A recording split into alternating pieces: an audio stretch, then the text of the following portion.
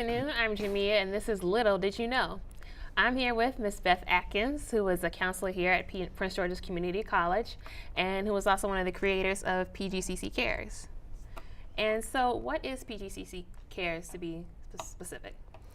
PGCC Cares is a program that is designed to help students that have critical needs, like if they have a financial hardship or they're having difficulty, mainly financial. Okay. We have some supports in place that we can help students so that they don't have to drop out, they can continue coming to class, basically. Okay. And what inspired you to start PGCC Cares? I'm a mental health counselor. Okay. And a lot of students come in when they're in crisis, and they were coming in, and I was seeing a lot of students that were either homeless or on the verge of being homeless. And that was really the first thing that I thought, we need to, is there something we can do? We have a whole community of people here at this college that maybe if we banded together, we could do something to address this problem. Okay. So what challenges does the program face? Well, sustainability is an issue. Being able to have the finances to continue, and people, we function by donations and support by students, faculty, staff. They even have payroll deduction where they can have money taken out of their check every other week to support PGCC Cares, and that's how we survive. Okay. What roles does the program play in student success? It keeps students, it helps students overcome those obstacles that get in their way. Okay. We have students, sometimes maybe they've lost their job, they don't have the finances, they don't even have money for transportation to get to and from class. Okay. So we can help them over the hurdle until they get another job or some other kind of support in place so that they can continue on, but we can help them from falling through the cracks. Okay. So what are signs to look for to tell if a student is either hungry or homeless?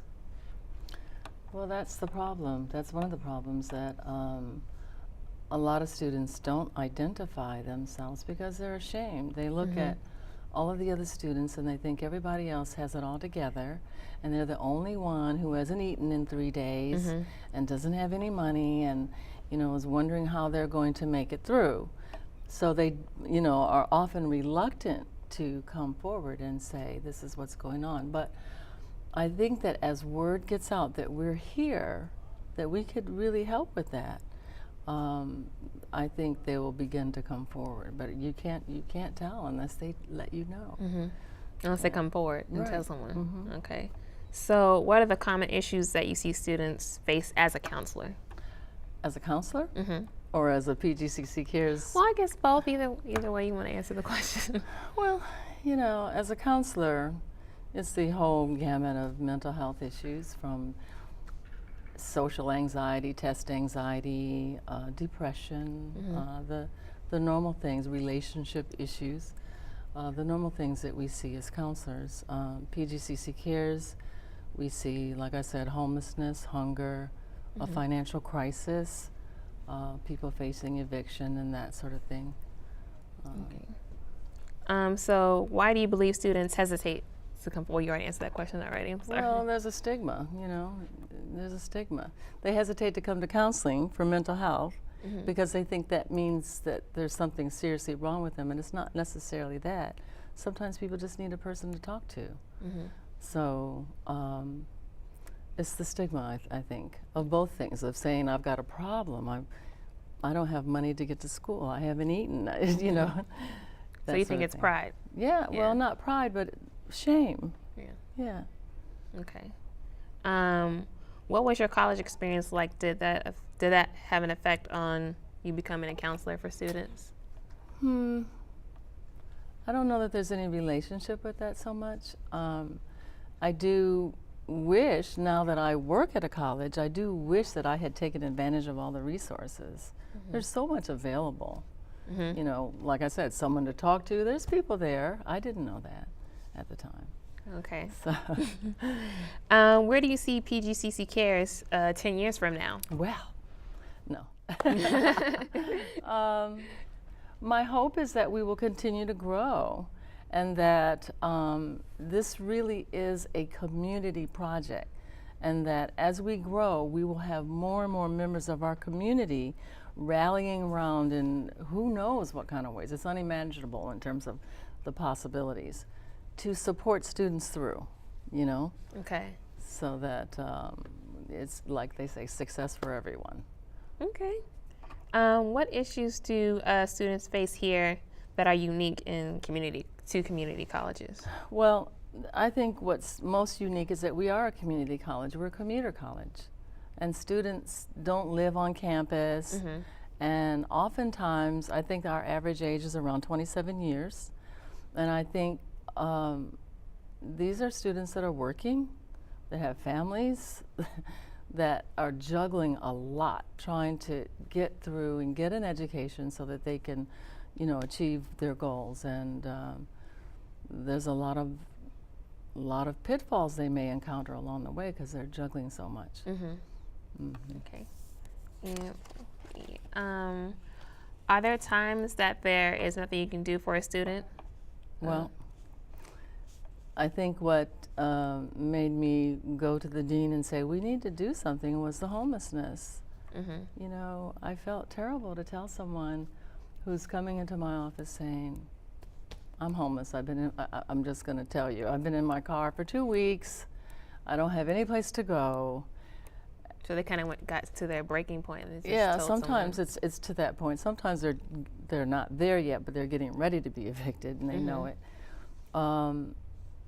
And all I could say was, well, here's the homeless hotline. Get in line, because the county resources are overwhelmed. Okay. It's a problem. Okay. So. What is a good moment and what is a bad moment the program has had? I don't even know how to answer that. One of the greatest moments is, you know, when we've received funding. Bad moments, I guess, would be, you know, having to justify our existence, you know. Some people question, well, why would we, you know, even venture there? Mm-hmm. So I think those are the bad moments. Okay. And you said what the good moments? The good moments are when people say, we're behind you, we're going to support you, we're going to Okay. do this for you, and it's wonderful. The community support that we've received so far, it's fantastic. Okay. Yeah. How can students volunteer for PGCC Cares? Well, we have a whole list of people that have volunteered, and whenever we have an event or a function and we need somebody, we email and, you know, get in touch with people and tell them what we need, and they can email us back and let us know when they can come. So we've used a lot of student volunteers since our inception. The whole concept is that at some point it'll be primarily student driven, that the students will run the program. Okay, so That's you're the whole- saying like you counselors won't run it, but the students will run the program. Oh, okay. We'll have a much bigger part in it, yes, absolutely. So there'll be like no supervision. Just Well, just no, I wouldn't go that far. But yeah. Okay. Let's see. What events have you hosted? We've had a variety of fundraisers, but what has really happened is a lot of campus groups, students groups, staff groups, faculty groups have said, we want to do this for you. Mm-hmm. And so like the annual Christmas party, they did a fundraiser for us there. The TSSO, they do a bake sale every semester, and the proceeds go to support CARES. The theater department has their plays, and they say, oh, come and you could sell snacks during the intermission, and that can benefit CARES. So, you know, a lot of people have come forward and helped us in that way. It's really been wonderful. We have a clothes closet, so people bring and donate lots of clothes. Okay, that's good. The fashion club that isn't in existence this semester donated all of their clothes to PGCC Cares. The Washington Sanitary Commission has donated food for our food pantry on a couple of occasions, and the nutrition department does a classroom exercise with food, and they have to do a food exercise, and they have to go buy these food and do nutrition labels. They donate all that food to us at the end of the semester. So we have a food pantry that students can access and go Here on and campus? get. Yeah. Okay. Mm-hmm. Yeah. So they can just go in there anytime they want, or have to Well, talk to a counselor first before They have to fill out some paperwork. We keep records of how many people are accessing our food pantry, but quite a few do. Okay, good. Because Yeah. you don't want the wrong people going in their stash and stealing food. So how long has PGCC Cares been in effect? We just started in 2012. We started meeting in 2012, and then we wrote a grant proposal to the foundation and received $16,000 as startup funds. So we were able to buy clothes racks and things to set up our food pantry and our clothes closet, and begin to provide services and assistance to students, stuff like that. Okay. Are there any upcoming events involving PGCC Cares? Well, there's an organization called Brothers for a Cause that heard about PGCC Cares through our foundation office, which is our fundraising arm of the college. And they said they were very interested. I think maybe it resonated with some of the men who are a part of this organization, that they too were students once and they understand what it can be like. And they wanted to support us. And so they have pledged $25,000 a year for 4 years to support PGCC Cares. They're having, they're having this summer on June the 14th. They're having their family day. Oh, okay. And we're having a walkathon on that same day here on this campus. Okay. So Are it'll they be a leaving the pit, campus or there'll walking be around the campus? barbecuing and all kinds of, Are they walking around the festivities. campus, or are they leaving the on campus? on the track. Oh, okay. Yeah.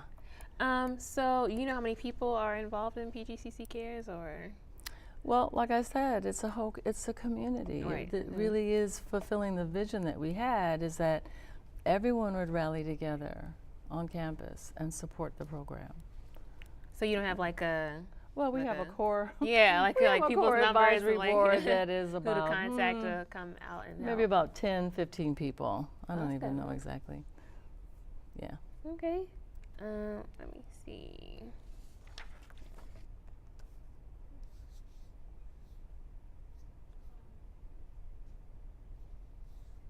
What could the college do better to meet the needs of students? Do you have any improvements in the program? I think that, I think the college does a pretty good job. Actually, we have some resources, little-known resources on campus to help students, and I think that this is a very supportive environment. And just to expand on that, as we go along would be the ideal. Okay. Let me see. You already stated how you were funded, so I'm not going to re-ask that question.